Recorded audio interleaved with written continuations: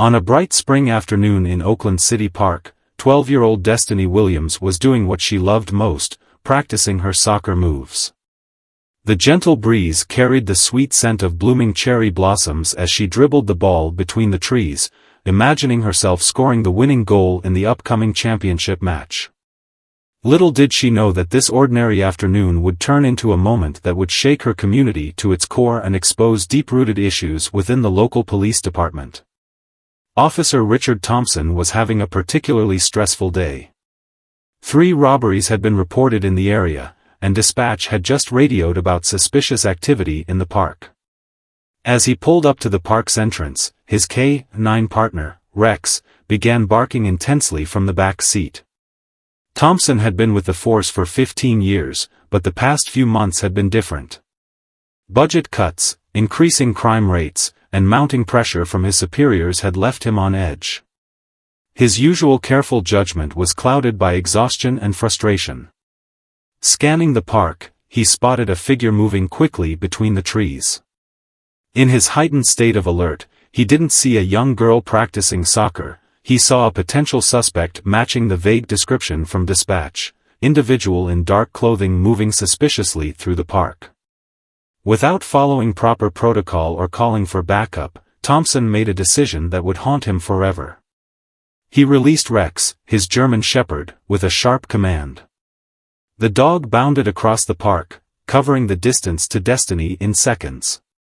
Destiny's peaceful practice session turned into terror as she heard the thundering paws behind her. Her soccer ball rolled away as she turned to face what she thought was another park visitor's pet.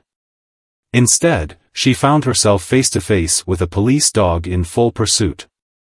Her scream echoed through the park, catching the attention of nearby joggers and families. Among them was Michael Chen, a regular park-goer who immediately started recording with his phone, a habit he'd developed after witnessing previous incidents of questionable police conduct. As Thompson ran toward the scene, the reality of his mistake began to dawn on him. The suspect was clearly a young girl in soccer gear, frozen in fear as Rex circled her, barking aggressively. But before he could recall his dog, another police car screeched to a halt at the park's entrance. The officer who stepped out made Thompson's blood run cold. It was Deputy Chief James Richardson, recently promoted and known for his strict adherence to protocol and community-focused policing. But more importantly, as Thompson would soon discover, he was Destiny's father. The next few moments seemed to unfold in slow motion. Richardson's face transformed from professional concern to horror as he recognized his daughter. His commanding voice boomed across the park, using the specialized K-9 command that every officer knew, a command that made Rex immediately stand down. The incident lasted less than 5 minutes, but its impact would ripple through the department and community for months to come. As park visitors gathered with phones recording, as Destiny ran crying into her father's arms, and as Thompson stood rooted to the spot realizing the magnitude of his error, no one knew that this was just the beginning of a story that would transform their city's approach to policing forever. This incident would not only test the bonds between officers but would also spark a deeper conversation about racial bias, police protocols, and the importance of community trust. For Deputy Chief Richardson, it was no longer just about enforcing the law, it was about protecting his daughter while upholding his duty to both his officers and his community. As the sun began to set over Oakland City Park, casting long shadows across the abandoned soccer ball, the stage was set for a series of events that would challenge everyone's assumptions about justice, duty, and the true meaning of protecting and serving. The next morning, the Oakland Police Department's conference room was thick with tension. Deputy Chief Richardson sat at the head of the table, his usually pristine uniform showing signs of a sleepless night. The viral video of the incident, captured by Michael Chen, had already reached millions of views and sparked heated discussions across social media platforms. Officer Thompson sat alone on the opposite end, his shoulders hunched under the weight of his colleagues' stares. The K-9 unit badge on his chest, once a source of pride, now felt like a burden. Rex had been temporarily reassigned to another handler pending investigation. Yesterday's incident, Richardson began, his voice steady despite the emotion brewing beneath the surface, has brought to light several procedural failures that we cannot ignore. He paused, looking at each officer in the room. But this isn't just about procedures. This is about trust that took years to build and seconds to damage. In the adjacent waiting room, Destiny sat with her mother, Mrs. Angela Richardson, a respected civil rights attorney. Angela held her daughter's hand, noticing how Destiny flinched at every sudden movement. The psychological impact of the incident was evident in the young girl's eyes, once bright with athletic dreams, now clouded with uncertainty. The story had touched a nerve in the community, but not in the way many expected. Instead of immediately calling for Officer Thompson's termination, Deputy Chief Richardson had done something unprecedented. He proposed a comprehensive review of the department's training protocols, with a focus on community engagement and de-escalation techniques. "My daughter could have been anyone's daughter," Richardson addressed the assembled press later that afternoon. "This isn't about pointing fingers. It's about ensuring that every officer has the tools and training they need to make the right decisions under pressure." Meanwhile, across town, Officer Thompson's family was dealing with their own struggles. His wife, Linda Thompson, a kindergarten teacher, had to take leave from work after receiving threatening messages from angry community members. Their teenage son had deleted his social media accounts, unable to bear the harsh comments directed at his father. The incident had revealed layers of complexity that went beyond a simple case of misconduct. Officer Thompson's service record showed a dedicated officer who had previously received commendations for community service. However, it also revealed a department struggling with understaffing, inadequate training resources, and mounting pressure to respond to increasing crime rates. Michael Chen, whose video had catalyzed the public response, found himself wrestling with unexpected guilt. While he knew the importance of documenting such incidents, he hadn't anticipated the tsunami of reactions his video would trigger. He decided to reach out to both families, hoping to bridge the growing divide in the community. A week after the incident, something remarkable happened. During a community town hall meeting, Destiny stepped up to the podium. The room fell silent as the 12-year-old faced the crowd, her soccer jersey replaced by a simple blue dress.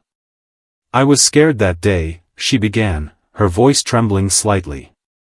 "But I'm more scared now, seeing how this incident is dividing our community. My dad always tells me that real courage isn't about being fearless, it's about doing what's right even when you're afraid." Her words cut through the tension like a ray of light through storm clouds. She spoke about her love for soccer, her dream of becoming a police officer like her father, and how this incident, while traumatic, hadn't destroyed her faith in the good that law enforcement could do. Deputy Chief Richardson watched his daughter with pride and pain intermingled in his heart. He knew that the coming weeks would be crucial in determining not just Officer Thompson's fate, but the future of community policing in Oakland. The incident had sparked a crucial conversation about the balance between effective law enforcement and community safety. Local business owners, community leaders, and citizens from all walks of life were coming forward with ideas for improvement. Mrs. Richardson, drawing on her legal expertise, began working with the department to develop new training modules. These would focus not just on tactical procedures, but on understanding community dynamics and the impact of split-second decisions on public trust. As the sun set on another day in Oakland, Officer Thompson sat in his backyard, watching his own children play. The sound of their laughter reminded him of all the young lives he was responsible for protecting. He had requested to meet with Destiny and her family, not to make excuses, but to take the first step toward healing, both for the community and for himself. The incident in Oakland City Park had become more than a viral video or a news headline. It was evolving into a catalyst for change, a moment that would redefine the relationship between law enforcement and the community they served. The real question wasn't just about what had happened that spring afternoon, but about what would happen next. 2 weeks after the incident, Oakland City Park had transformed from a crime scene into a symbol of community reformation. The morning sun illuminated a gathering unlike any the park had seen before. Dozens of police officers, without their uniforms, stood alongside community members for the first Bridge the Gap initiative, a program born from the aftermath of that fateful day. Officer Thompson stood at the edge of the crowd, his presence both necessary and uncertain. He watched as Destiny, showing remarkable resilience, demonstrated soccer techniques to a group of young children. Among them was his own daughter, Amy, who had begged to attend despite the complicated situation between the families.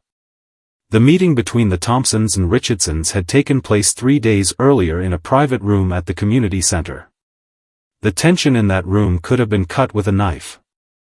Destiny had gripped her mother's hand tightly, while Officer Thompson struggled to find the right words.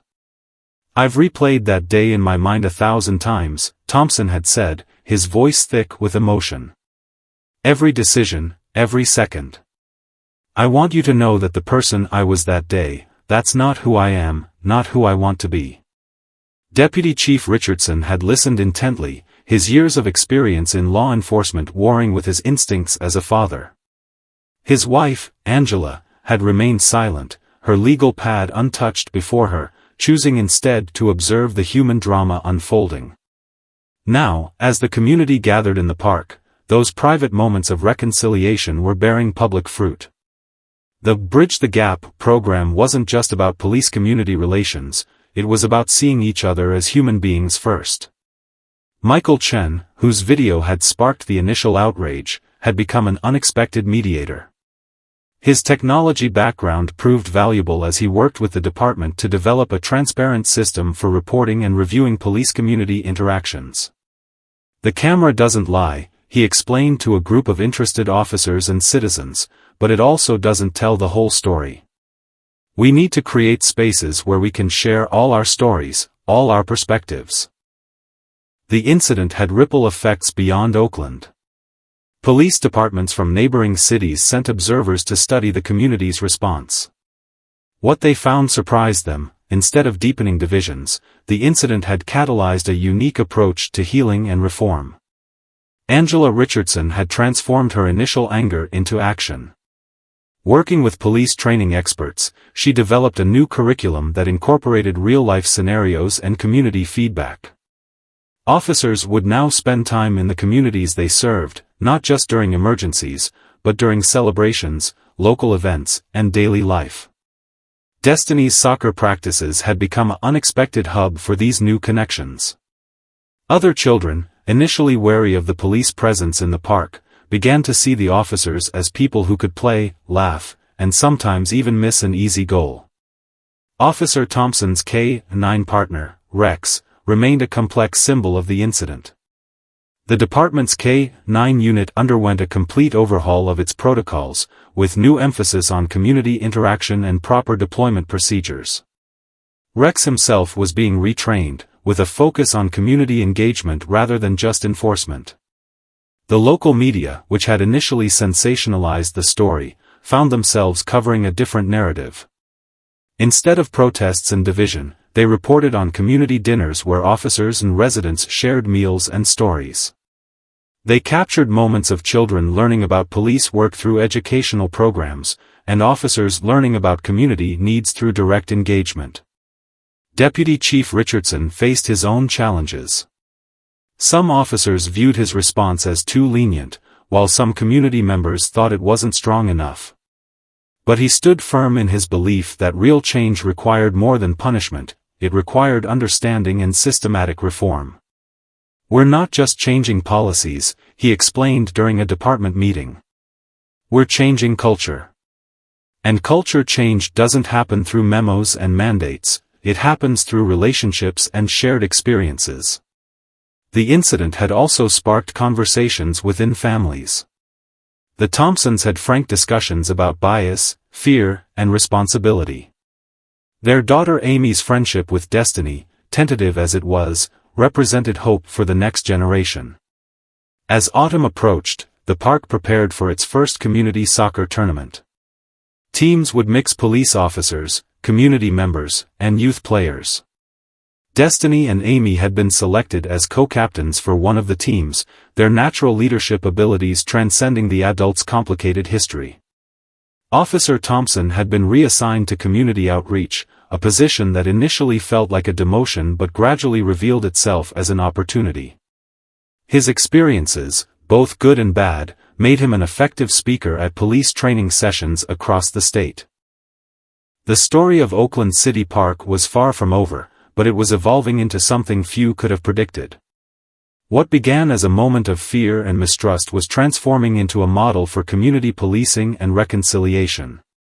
As the autumn leaves began to fall, Destiny stood on the soccer field where it all began, now surrounded by a community that had chosen to grow stronger rather than apart.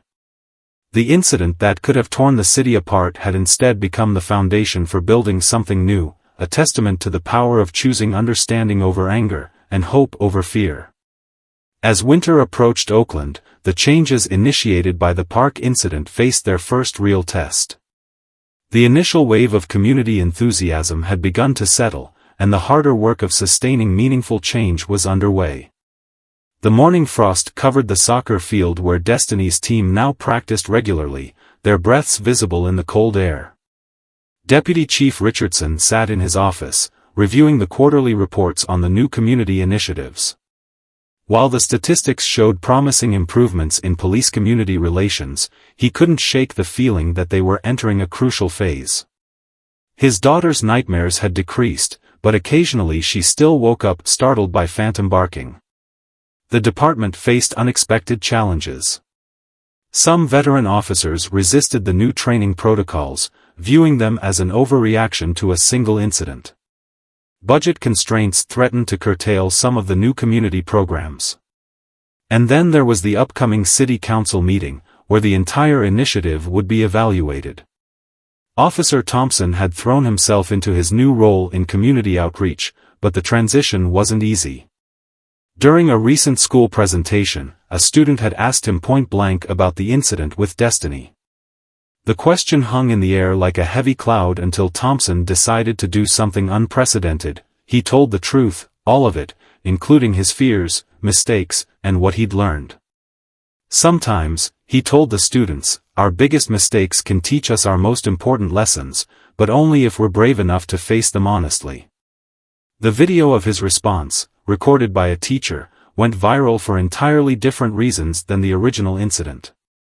It showed a police officer being vulnerable, honest, and human. This unexpected moment of authenticity resonated with people far beyond Oakland's borders. Meanwhile, Angela Richardson had been approached by several civil rights organizations asking her to expand her police training program nationally. The prospect was tempting, but she worried about the impact more travel would have on Destiny. Her daughter had shown incredible strength, but Angela could see the toll the continued attention was taking. The story took an unexpected turn when Michael Chen discovered something while organizing footage for a documentary about the community's transformation. In the background of his original video, there was a crucial detail everyone had missed. Moments before Officer Thompson released Rex, someone had thrown a firecracker in the park, creating the exact kind of chaos that could trigger a K-9 response. This revelation didn't excuse Thompson's actions, but it provided important context about the split-second decisions officers face. The department used this footage in their training sessions, analyzing how different factors can compound to create critical incidents. The local youth soccer league, where Destiny played, had become an unexpected catalyst for change. The team's coach, a former professional player named Coach Rivera, had worked with both Thompson and Richardson to develop a youth mentorship program that paired officers with young athletes. Sports teach us about rules and fairness, Coach Rivera explained during a community meeting, but they also teach us about teamwork and trust. These are the same principles we need to build better police-community relations. Destiny's team had made it to the regional championships, and the stands were filled with an unusual mix of spectators, police officers, community activists, parents, and city officials, all cheering together. The sight would have been unimaginable just months ago. The preparation for the city council meeting brought new pressures. Deputy Chief Richardson knew that the future of their reforms hung in the balance. The Budget Committee wanted concrete results, not just feel-good stories. He worked late into the nights, compiling data on reduced confrontations, improved response times, and increased community cooperation. Officer Thompson's wife, Linda, had returned to teaching, but with a new perspective. She incorporated lessons about empathy and communication into her kindergarten curriculum. Her students practiced resolving conflicts through discussion rather than confrontation, a simple but powerful parallel to the larger changes in the community. The most surprising development came from Rex, the police dog at the center of the incident. Under his new handler, Officer Chen, no relation to Michael, Rex had been retrained as a community ambassador.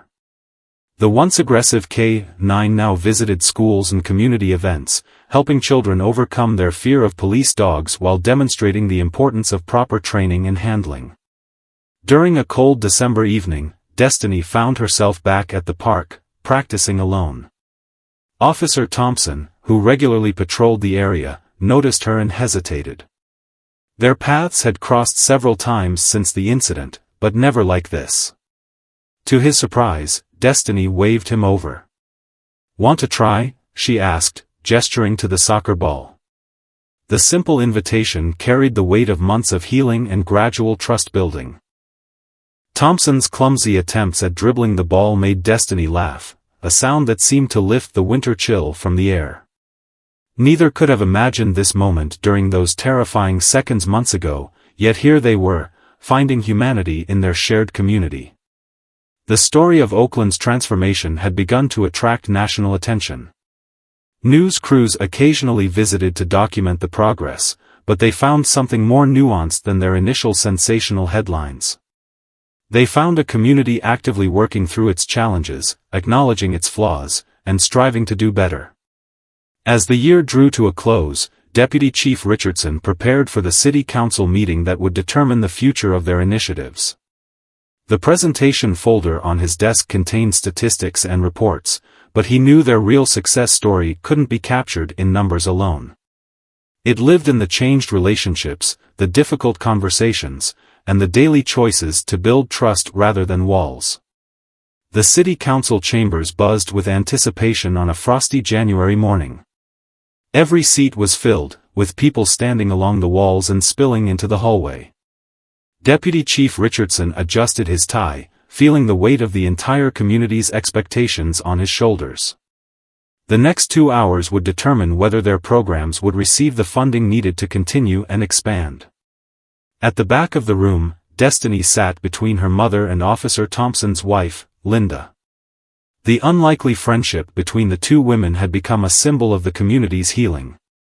Amy Thompson, sitting next to her mother, reached over to squeeze Destiny's hand, a gesture that spoke volumes about the younger generation's capacity for forgiveness. Council Member Zhang, known for her tough questioning, opened the session. Deputy Chief Richardson, while the emotional appeal of your programs is clear, we need to justify this expenditure to our taxpayers. What concrete results can you show us? Richardson stood, his calm demeanor masking his inner tension. Instead of immediately diving into statistics, he gestured toward Michael Chen, who had prepared a special presentation. The lights dimmed, and the council chambers fell silent as images filled the screen. The presentation began with the viral video of the incident, but this time, it was followed by a series of clips showing the community's transformation. Security camera footage showed officers defusing potential conflicts through dialogue. Body cam videos captured moments of officers playing basketball with local youth. Citizen testimonials spoke of renewed trust and cooperation. Numbers tell one story, Richardson explained, but these images show another. Still, let me share some statistics that matter. He proceeded to present data showing a 40% reduction in confrontational incidents, a 50% increase in community tip cooperation, and a remarkable 60% decrease in complaints against officers.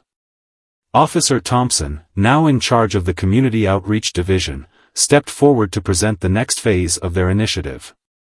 His hands trembled slightly as he gripped the podium, but his voice remained steady. "What happened in the park that day showed us our weaknesses," he began. "But what happened afterward showed us our strength. We're not just training officers differently, we're changing how we see our role in the community." The presentation was interrupted by a commotion at the chamber doors. A group of teenagers burst in, led by Coach Rivera. They were still in their soccer uniforms, having come straight from winning their first state championship match. Destiny's team had done it, and they'd insisted on sharing this moment with the entire community. Council member Zhang's stern expression softened as she watched the teenagers, a diverse group of kids from different backgrounds, wearing their medals proudly. This was the tangible result of their community's healing that no spreadsheet could capture. As the council deliberated, Angela Richardson received an urgent call. A police department in Chicago wanted to implement their training program immediately, following a similar incident in their city. What had started as a response to a crisis in Oakland was becoming a model for police reform nationwide. The council's decision was unanimous. Not only would they continue funding the current programs, but they would increase the budget to expand them. Council member Zhang added a surprise amendment: the creation of a youth advisory board to provide input on community policing initiatives, with Destiny and Amy nominated as founding members. Outside the chambers, Officer Chen and Rex demonstrated their new community policing techniques. The once feared police dog now sat calmly as children petted him, a living example of how proper training and a change in approach could transform even the most challenging situations. The success at the city council meeting opened new doors. News organizations from across the country descended on Oakland, but this time they found more than just a story about police misconduct. They discovered a blueprint for how communities could work together to create lasting change. Deputy Chief Richardson's phone wouldn't stop ringing with calls from other police departments seeking guidance. Officer Thompson found himself invited to police academies as a guest speaker, sharing his story as a cautionary tale that evolved into a lesson in redemption. The real test came during the annual Spring Carnival in Oakland City Park. The same location that had witnessed their darkest moment now hosted a celebration of their progress. Officers in casual clothes manned game booths alongside community members. K-9 units performed demonstrations focused on rescue operations and public service rather than enforcement. Destiny, now 13, had been chosen to give a speech at the carnival. Standing on the same spot where she had once faced Rex in terror, she addressed the crowd with remarkable poise. "A year ago, I thought this place would always remind me of fear," she said, her voice carrying across the hushed gathering. "But now when I look around, I see something different. I see Officer Thompson teaching my teammates about safety. I see my dad working with other officers to make our community better. I see Amy and all my new friends who showed me that change is possible if we're brave enough to try." The story of Oakland's transformation had begun to influence police departments across the country. What made their approach unique was its emphasis on human connection over bureaucratic solutions. They had proven that real change required more than new policies, it required new perspectives. As spring bloomed in Oakland City Park, the community gathered for another soccer game. But this time, something was different. Officer Thompson stood on the sidelines as an assistant coach, Rex sat calmly among the spectators with his new handler, and Deputy Chief Richardson watched his daughter play without fear. The incident that could have torn their community apart had instead become the foundation for something extraordinary. It was a reminder that sometimes the worst moments can lead to the best changes, but only if people are willing to do the hard work of understanding, forgiving, and growing together. Summer arrived in Oakland with an unexpected announcement: the department's community policing program had been selected for a national pilot initiative. Police chiefs from 20 major cities would be visiting to study what the media had dubbed the Oakland model. Deputy Chief Richardson felt both pride and pressure as he prepared to showcase their transformation. The preparations coincided with another milestone, Destiny's middle school graduation. As she stood at the podium as class speaker, her words carried the wisdom of someone who had experienced more than most 13-year-olds. "Change doesn't just happen," she told her classmates. "It's built day by day, choice by choice, and sometimes through moments that seem impossible to overcome." Her father, seated in the audience in full dress uniform, wiped away tears as she spoke. Officer Thompson sat a few rows back with his family, invited personally by the Richardsons. His daughter Amy beamed with pride. She and Destiny had become inseparable, co-captaining their soccer team to another championship and working together on the youth advisory board. The youth board had exceeded all expectations. Their insights had led to several innovative programs, including a mobile app that helped bridge the communication gap between teens and law enforcement. Michael Chen had volunteered his technical expertise to develop the platform, which was now being considered for national implementation. The story took an unexpected turn when a documentary filmmaker approached the department. She wanted to create a comprehensive record of their journey, not just the incident and its immediate aftermath, but the ongoing process of maintaining and building upon their success. Angela Richardson initially hesitated about participating in the documentary.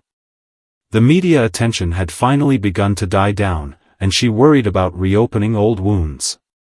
But Destiny surprised her with her perspective.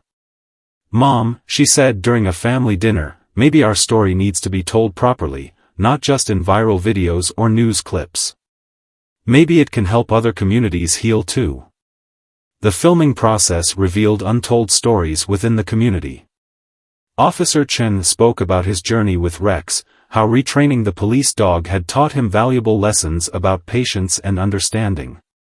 The once aggressive K9 had become a symbol of transformation, regularly visiting schools and community events.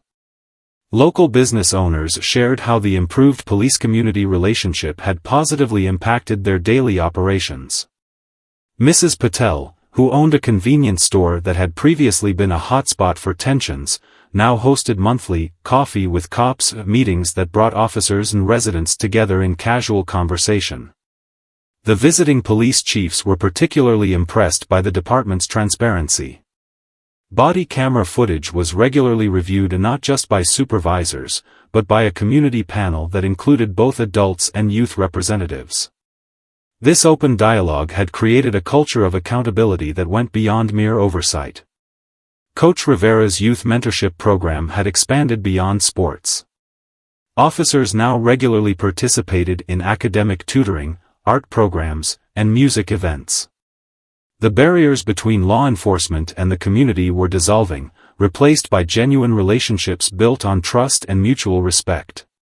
One particularly moving moment came during the filming when Officer Thompson returned to the park with Rex and his new handler for a special demonstration. Children who had once feared police dogs now watched in amazement as Rex performed tricks and showed how police dogs could serve the community in positive ways. The documentary crew captured a spontaneous conversation between Thompson and a group of teenage boys. One of them asked about the incident, and instead of deflecting, Thompson used it as a teaching moment. "I made a mistake that day because I let fear and stress cloud my judgment," he explained. "But the real story isn't about my mistake, it's about how a community chose to turn that moment into an opportunity for change." Deputy Chief Richardson faced his own challenges as the program expanded. Some critics argued that the success in Oakland couldn't be replicated in larger cities with more entrenched problems.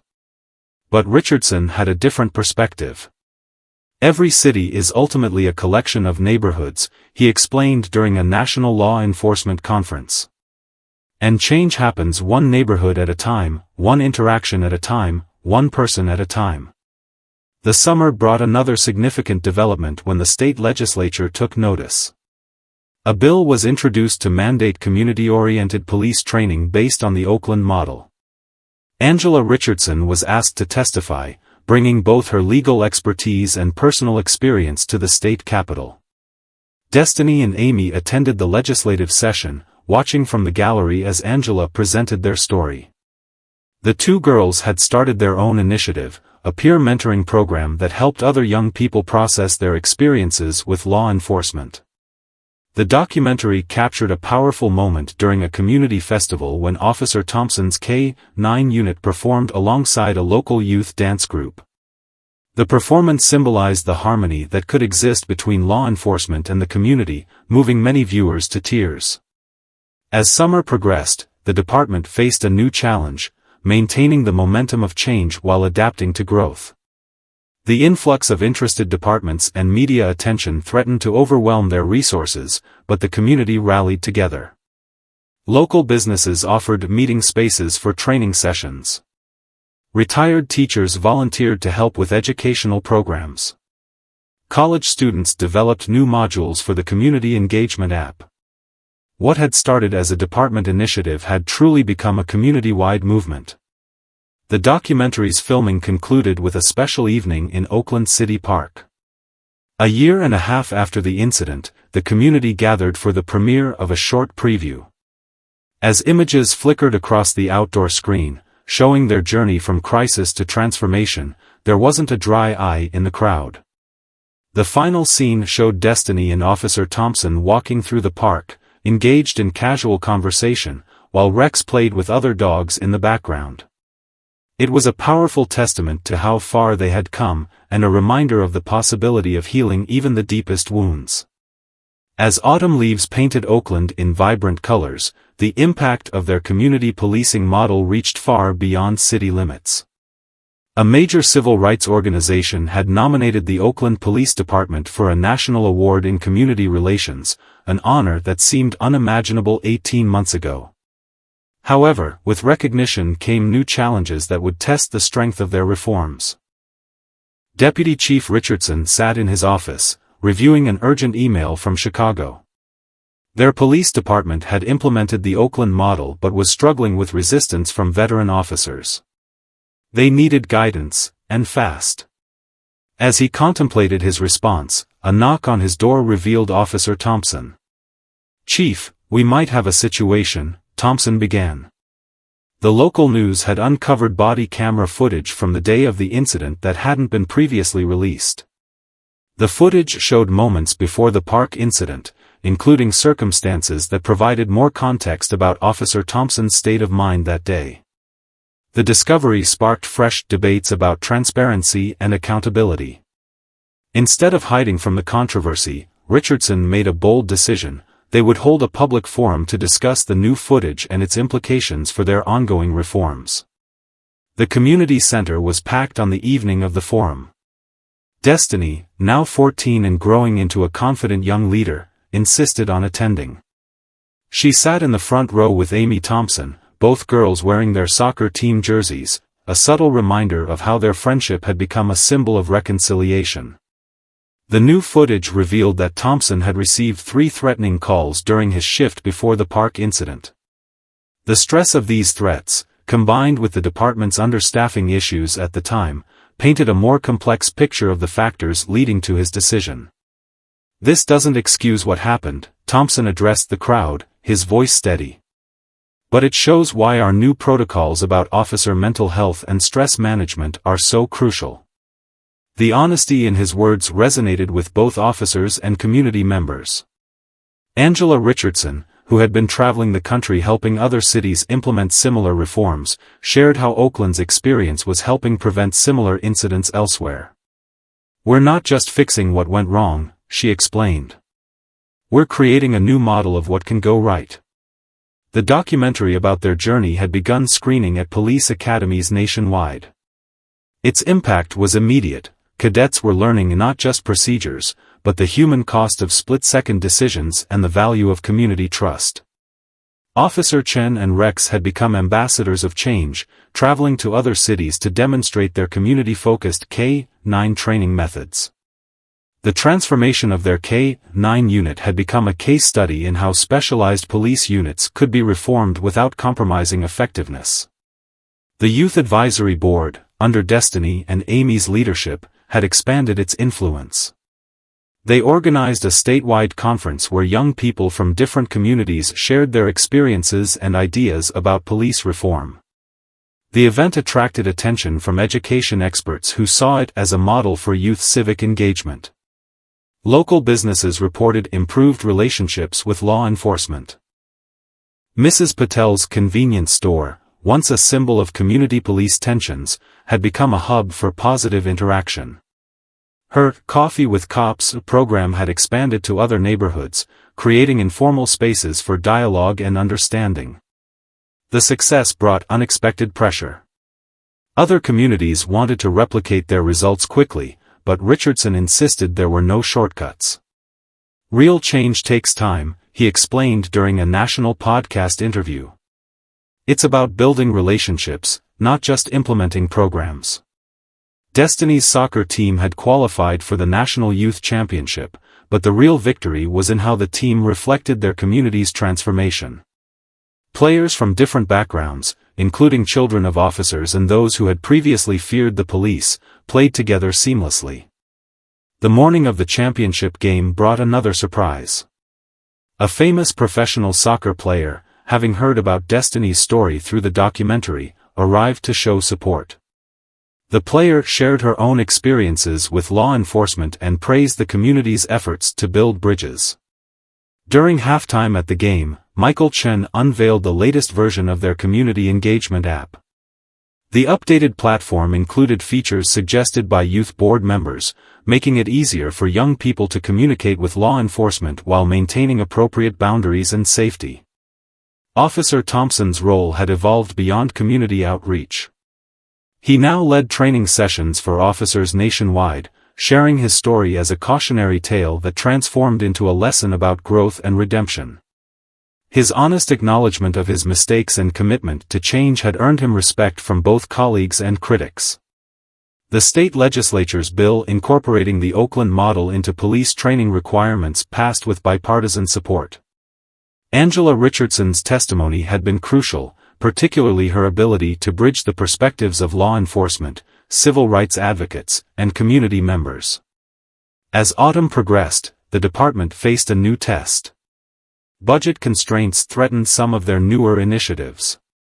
The community's response demonstrated how deeply the changes had taken root. Local businesses and residents organized fundraisers, volunteered their time, and found creative ways to keep programs running. The documentary's director returned to film an update, capturing how the community had maintained its momentum.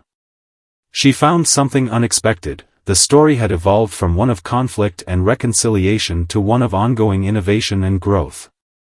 Destiny's speech at a national youth leadership conference went viral, not because of controversy, but because of hope. "We didn't just fix a problem," she told the audience. "We created something new. Something that shows what's possible when we choose to see each other as people first." The park that had once been the site of trauma had become a symbol of transformation. Regular community events, police youth sports programs, and family gatherings had reclaimed the space. The old fears had been replaced by new memories of cooperation and understanding. Deputy Chief Richardson reflected on their journey during a quiet moment in his office. The framed photo on his desk showed Destiny and Amy at their middle school graduation, both smiling broadly, their friendship a testament to the possibility of change. Next to it sat the department's new mission statement, crafted with community input: serving together, growing together. 2 years had passed since that fateful day in Oakland City Park. The community gathered for a special anniversary event, not to commemorate the incident, but to celebrate the remarkable journey that followed. The park was filled with the sounds of laughter, music, and friendly conversation, a far cry from the tension that had once defined this space. Destiny, now 15 and captain of her high school soccer team, stood at the podium alongside Deputy Chief Richardson. Behind them, a new community center was about to be unveiled, a physical testament to their transformation. The building would house their youth programs, community meetings, and training initiatives. "When I was 12, Destiny began, her voice carrying across the hushed crowd, I thought this park would always remind me of fear. Now, it reminds me of something else, the power of a community that refuses to be divided." Officer Thompson sat in the audience, no longer the uncertain figure he'd been 2 years ago. His work in reforming police training had earned national recognition, and departments across the country sought his guidance. But his greatest pride came from something simpler: the trust he'd rebuilt within his own community. The ceremony marked several milestones. The Oakland model had been adopted by 50 police departments nationwide. Their community engagement app, developed by Michael Chen, had over 1 million users. The Youth Advisory Board had expanded into a national network of young leaders working to improve police-community relations. Angela Richardson had just returned from Washington, D.C., where she'd testified before Congress about community policing reform. Her testimony included not just Oakland's success story, but data from other cities that had successfully implemented their approach. What happened in Oakland wasn't just about one incident or one community, she told the Congressional Committee. It was about recognizing that real change requires everyone's participation: officers, citizens, young people, everyone.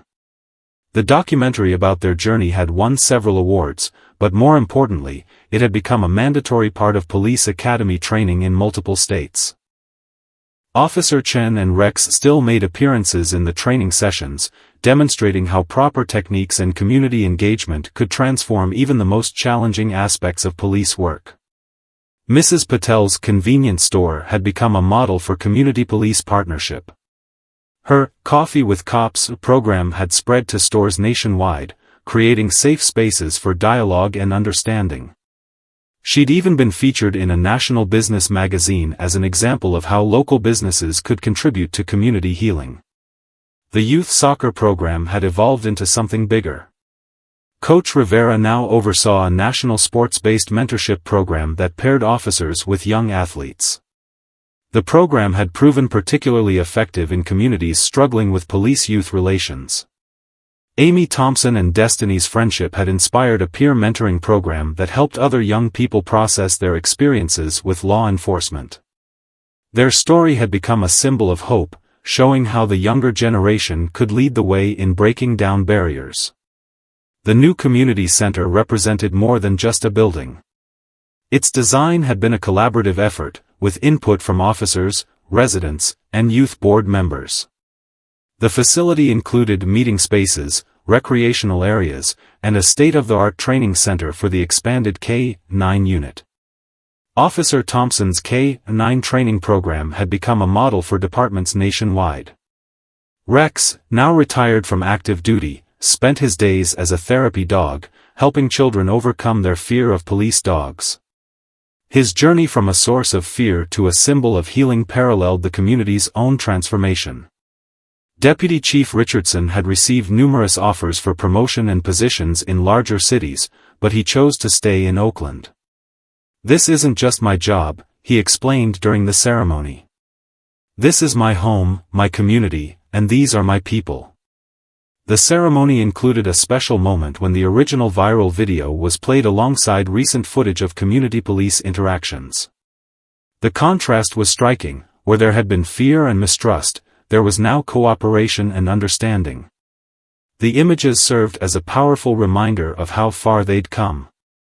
A group of visitors from Chicago's police department attended the ceremony.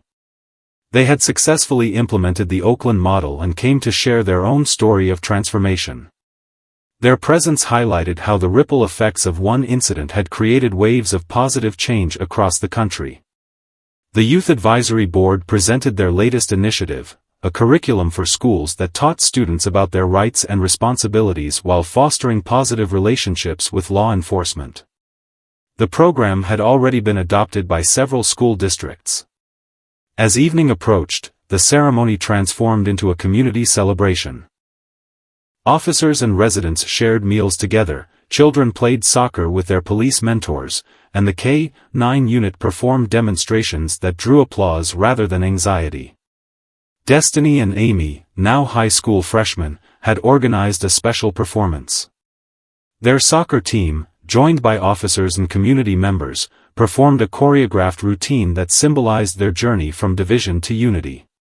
The performance ended with a powerful image: Destiny and Officer Thompson standing together, their shadows merging in the setting sun. The event concluded with the unveiling of a mural on the community center's wall. Created by local artists with input from community members, it depicted their journey, not just the incident that started it all, but the countless moments of healing, growth, and transformation that followed. Deputy Chief Richardson's closing words captured the spirit of their achievement. 2 years ago, we faced a choice: let one moment define us, or use that moment to redefine ourselves. We chose the harder path, the path of transformation. And while our journey isn't over, we've proven that when a community comes together, even the deepest wounds can heal. As the stars began to appear over Oakland City Park, the gathering slowly dispersed.